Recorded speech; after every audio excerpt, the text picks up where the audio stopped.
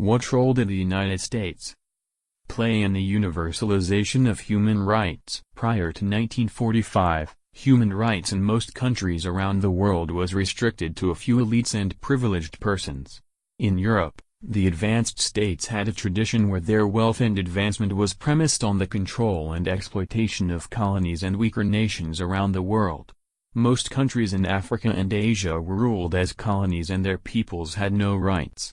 However, the universalization of human rights after World War II created a process through which people of all backgrounds were protected by their national constitutions, which were influenced by the United Nations global order.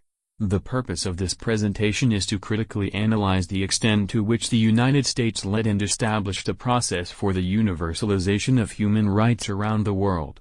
Basically, after the Treaty of Westphalia was signed in 1648 in Europe, a system of international relations was born.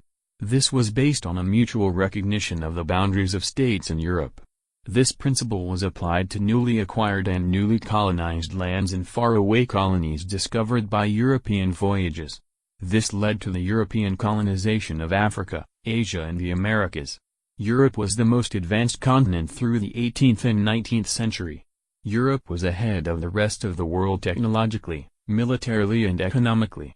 Therefore, their control of colonies around the world culminated in the transfer of their ideologies, which were based patriotism to one's nation and state with little recognition for individual rights and civil liberties.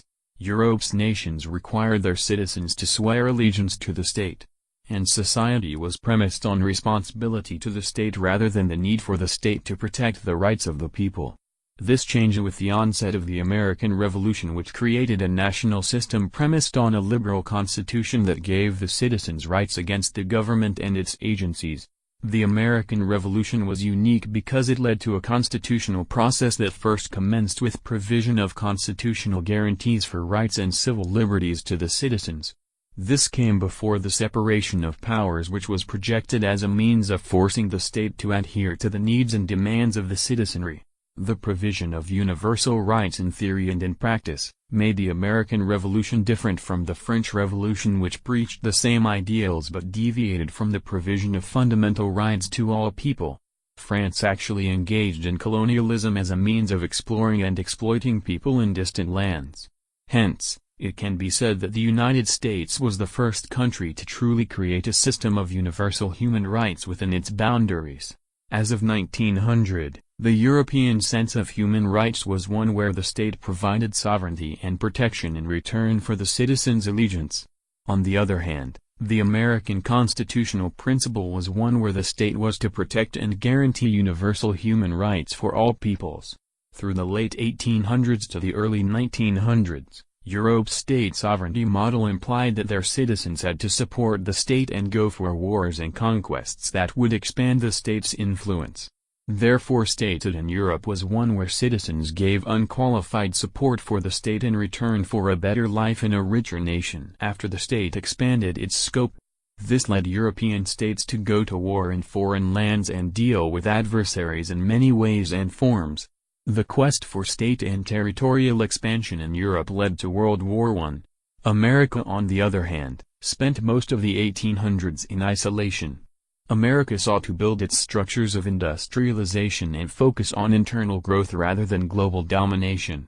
On the other side of the Atlantic, World War I was based on the European ideology of expanding influence and scope, with each participating European state hoping to dominate the other and subjugate its citizens.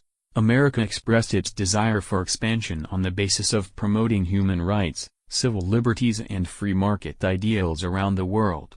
America had pronounced the Monroe Doctrine in 1820, where they sought to protect the right of newly independent nations in Latin America. They had always been anti-colonialist and pro-liberty and interested in human rights. In line with this, when World War I broke out, America desisted from participating. On July 4, 1914, the U.S. President, Wilson Woodrow, reiterated the dream of America promoting human rights for all humanity. Eventually, America intervened on the side of Britain, France and the Allies. At the end of World War I, Wilson Woodrow gave the 14 points as conditions to Germany for surrender. These principles involved many ideas that were necessary to promote human rights and civil liberties amongst the different people of the world.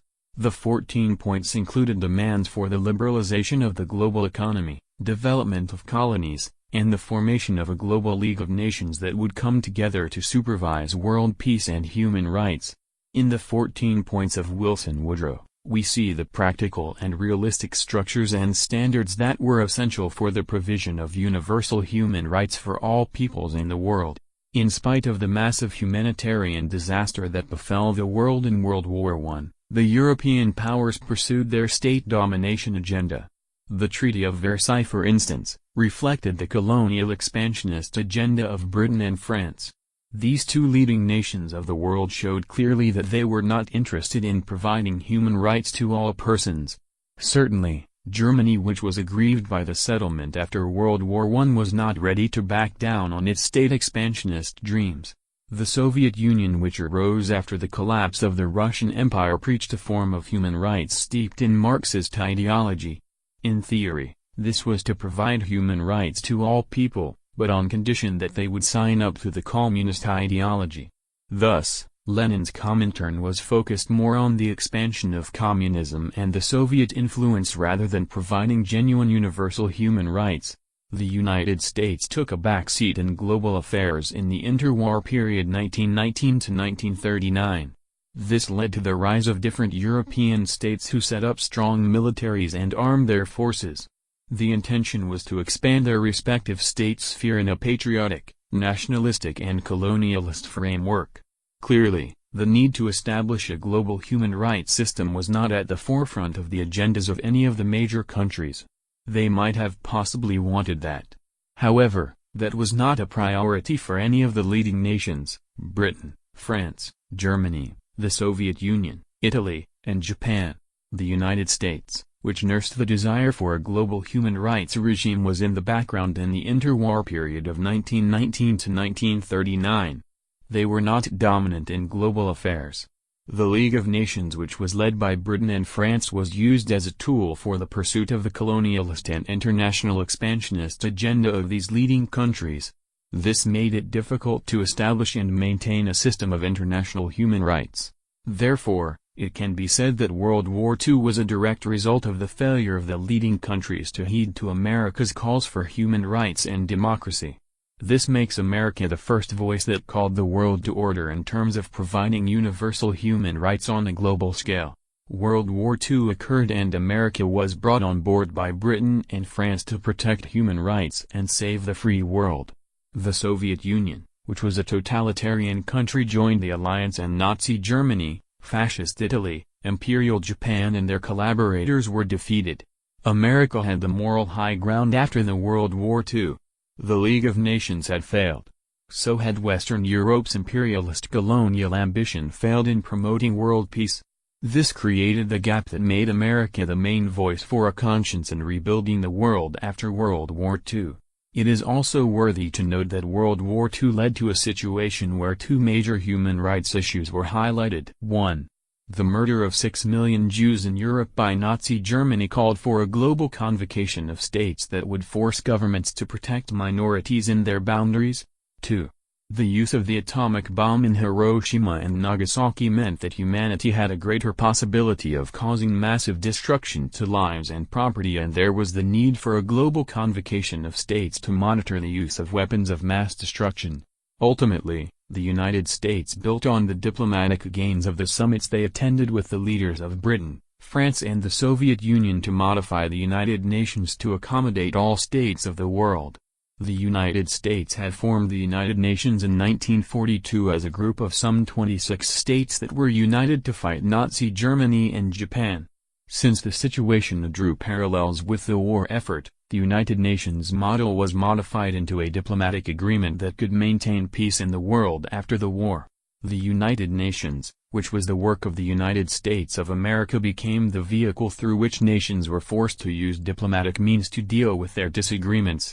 The U.S. created United Nations was also a mechanism through which states were forced to protect all their minorities as a prerequisite to prevent the issues relating to wars and genocide. Once the United Nations gained roots, The Universal Declaration of Human Rights (UDHR) was presented for approval at the United Nations General Assembly in December 1948. This was the first document of its kind, meant to promote human rights throughout the world. It was styled and modeled on the United States Bill of Rights. This came with the 4 freedoms, which included 1. Freedom of speech, 2. Freedom of worship, 3. Freedom from want, and 4. Freedom from fear. The United States created and sponsored the bill that led to the Universal Declaration of Human Rights. This passed and became the first document that promised human rights for all peoples. It is interesting to note that the Soviet Union abstained in the vote that led to the Universal Declaration of Human Rights. This makes the United States the sole initiator and sole perpetrator of the universalization of human rights. In conclusion, the universalization of human rights has its roots in the American Constitution and the U.S. Bill of Rights. The United States sought to promote the universalization of human rights in the 1820s when they made the Monroe Declaration, which was meant to protect Latin American states that had recently gained independence. This was the impetus for human rights and civil liberties in the Western Hemisphere of the world. Globally, America expressed aspirations for the formation of a global order that protected and promoted human rights for all.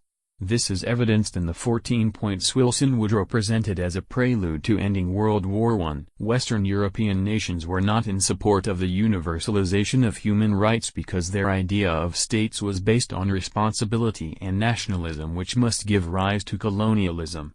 However, the colonial ambitions of the imperialist Western European states led to the world wars. Furthermore, the Soviet Union promised a form of universal human rights, but this was premised on the support for a totalitarian and nationalistic system that led to a lot of state harms which negated the essence of human rights. Due to these ideological differences, the 20th century was plagued with wars and destruction. Ultimately, America's emergence as a global superpower after World War II gave it the impetus to create the United Nations, which became the mechanism for human rights, minority protection, and the promotion of diplomacy in lieu of militaristic colonial expansion. Once the United Nations gained root, the United States of America instituted the Universal Declaration of Human Rights, which was modeled on the U.S. Bill of Rights. This in essence led to the universalization of human rights. Therefore, it is fair to say the United States was the originator and custodian of universal human rights.